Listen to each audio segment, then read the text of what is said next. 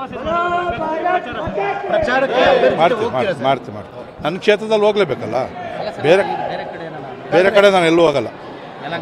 ಯಲಹಂಕ ಮಾತ್ರ ಹೋಗ್ತೀನಿ. ಬೆಂಗಳೂರು ಉತ್ತರ ನನಗೆ ಪ್ರಭಾರಿ ಹಾಕಿದ್ದಾರೆ, ಅಲ್ಲೂ ಹೋಗ್ತೀವಿ. ಸಾಯಂಕಾಲ ಆರ್ ಟಿ ನಗರದಲ್ಲಿ ಸಾರ್ವಜನಿಕ ಸಭೆಗೆ ಕೂಡ ಹೋಗ್ತೀನಿ. ನಾನು ಮೋದಿಜಿಯವ್ರ ಕಾರ್ಯಕ್ರಮಕ್ಕೆ ಹೋಗ್ತೀನಿ. ನಾನು ಸ್ಪಷ್ಟವಾಗಿ ಹೇಳಿದ್ದೀನಿ, ಯಾಕಂದರೆ ಅಲ್ಲಿ ಏನಾದರೂ ಹೋಗಿ ಮಾತಾಡಿದ್ರೆ, ಮೊನ್ನೆ ನೆಲಮಂಗಲಕ್ಕೆ ಹೋಗಿ ಮಾತಾಡಿದ್ದೀನಿ. ಕಾರ್ಯಕರ್ತನ ಎಲ್ಲ ಮೋದಿಯವ್ರ ಕೆಲಸ ಮಾಡಬೇಕಾದ್ರೆ ಬಂದಿದ್ರಲ್ಲ, ಏನು ಹೇಳಿದ್ರು ಅಂತ ಅವ್ರಿಗೆ ಫೋನ್ ಮಾಡ್ತಾರೆ.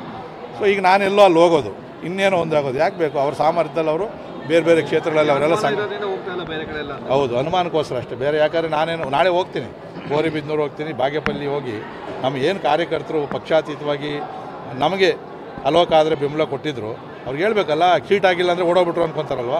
ನಾಳೆ ಅವ್ರ ಜೊತೆಲಿ ಅಲ್ಲಿ ಪಕ್ಷ ಕಟ್ಟಬೇಕಲ್ಲ ನಾನು. ಸೊ ಇವತ್ತಿಂದನೇ ಪ್ರಾರಂಭ ಮಾಡ್ತೀನಿ.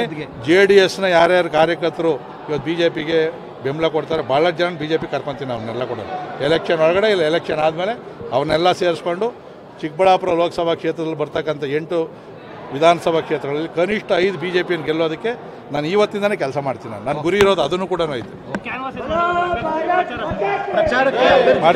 ಮಾಡ್ತೀನಿ ನನ್ನ ಕ್ಷೇತ್ರದಲ್ಲಿ ಹೋಗಲೇಬೇಕಲ್ಲ. ಬೇರೆ ಕಡೆ ನಾನು ಎಲ್ಲೂ ಹೋಗಲ್ಲ.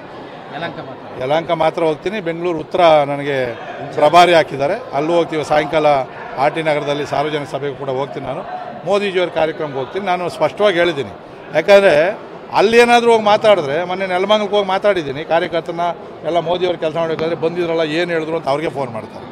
ಸೊ ಈಗ ನಾನೆಲ್ಲೋ ಅಲ್ಲಿ ಹೋಗೋದು, ಇನ್ನೇನೋ ಒಂದಾಗೋದು ಯಾಕೆ ಬೇಕು? ಅವ್ರ ಸಾಮರ್ಥ್ಯದಲ್ಲಿ ಅವರು ಬೇರೆ ಬೇರೆ ಕ್ಷೇತ್ರಗಳಲ್ಲಿ ಅವರೆಲ್ಲ ಹೌದು, ಅನುಮಾನಕ್ಕೋಸ್ಕರ ಅಷ್ಟೇ, ಬೇರೆ. ಯಾಕಂದರೆ ನಾಳೆ ಹೋಗ್ತೀನಿ, ಗೋರಿಬಿದನೂರು ಹೋಗ್ತೀನಿ, ಬಾಗೇಪಲ್ಲಿ ಹೋಗಿ ನಮ್ಮ ಏನು ಕಾರ್ಯಕರ್ತರು ಪಕ್ಷಾತೀತವಾಗಿ ನಮಗೆ ಅಲೋಕಾದರೆ ಬೆಂಬಲ ಕೊಟ್ಟಿದ್ದರು, ಅವ್ರಿಗೆ ಹೇಳ್ಬೇಕಲ್ಲ. ಸೀಟ್ ಆಗಿಲ್ಲ ಅಂದರೆ ಓಡೋಗ್ಬಿಟ್ರು ಅನ್ಕೊತಾರಲ್ವ. ನಾಳೆ ಅವ್ರ ಜೊತೆಲಿ ಅಲ್ಲಿ ಪಕ್ಷ ಕಟ್ಟಬೇಕಲ್ಲ ನಾನು. ಸೊ ಇವತ್ತಿಂದನೇ ಪ್ರಾರಂಭ ಮಾಡ್ತೀನಿ.